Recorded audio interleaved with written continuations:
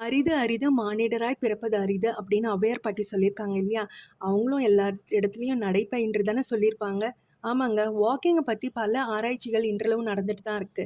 Hiking, Nordic walking, beach walking, pleasure walking, a dog வாக்கிங்ன்னு பல முறைகள் இருந்தாலும், அவுட்டோர் வாக்கிங் தான் சிறந்த வாக்கிங் முறை. இத வீக்லி ட்வைஸ் நீங்க நடந்தீங்கன்னா, ஸ்ட்ரோக்லேருந்து தவிர்க்கலாம். 3 நாள் நடந்தீங்கன்னா, மெமரி பவர் இன்க்ரீஸ் ஆகும்.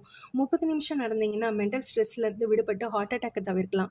3500 ஸ்டெப்ஸ் நடந்தீங்கன்னா, டயபிட்டிஸ தவிர்க்கலாம். 75 நிமிஷம் ஒரு நாளைக்கு நடந்தீங்கன்னா, வாழ்க்கையில 2 நாள கூட்டலாங்க. அது மட்டும் இல்லாம ரத்த ஓட்டம் சீராகி, நாள் பூரா உங்கள ஆக்டிவாவும் வச்சிருக்கும். நல்ல உறக்கமும் உங்களுக்கு கிடைக்கும்.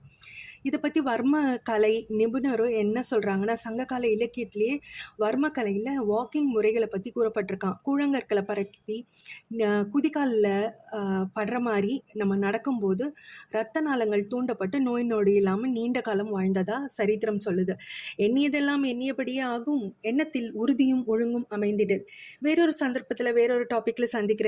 உங்களிடமிருந்து விடைபெறுவது உங்கள் தோழி கயல்குயில் கவிதா. நன்றி, வணக்கம்.